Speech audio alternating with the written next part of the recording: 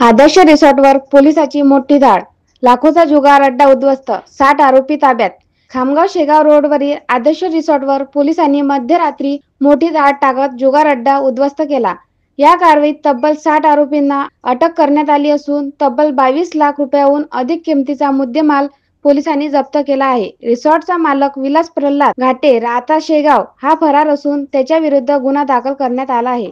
दिनांक 31 ऑक्टोबर 2025 रोजी रात्री सुमारे 11 वाजता खामगाव उपविभागाचे अपर पोलीस अधीक्षक श्रेणिक लोढा यांना गुप्त माहिती मिळाली की खामगाव शेगाव रोडवरील आदर्श रिसॉर्ट येथे मोठ्या प्रमाणावर जुगार खेळला जात आहे. या माहितीच्या आधारे त्यांनी तत्काळ विशेष पथक तयार करून छापा टाकण्याचे आदेश दिले.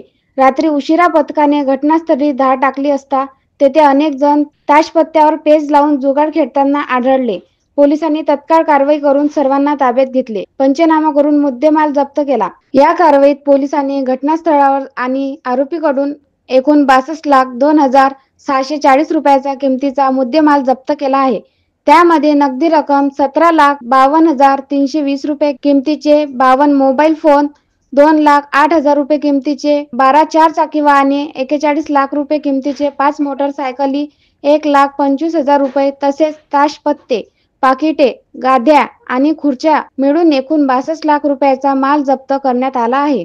या प्रकरणात महाराष्ट्र जुगार प्रतिबंधक कायदा कलम 4 आणि 5 अंतर्गत गुन्हा दाखल करण्यात आला असून फरार असलेल्या रिसॉर्ट मालकाचा शोध सुरू आहे. ही कारवाई अप्पर पोलीस अधीक्षक श्रेणिक लोढा याच्या नेतृत्वाखाली पार पडली. या पथकात पोलीस निरीक्षक जोशी, पोलीस निरीक्षक वाडेकर, पोलीस उपनिरीक्षक सातव, मुनगुटे, नितीन पाटील, वाघेला, ठाकूर तसेच इतर कर्मचारी सहभागी होते. जप्त मुद्देमालासह सर्व आरोपींना शेगाव शहर ठाण्यात आणण्यात आले असून पुढील तपास पोलीस निरीक्षक जोशी यांच्या मार्गदर्शनाखाली सुरू आहे.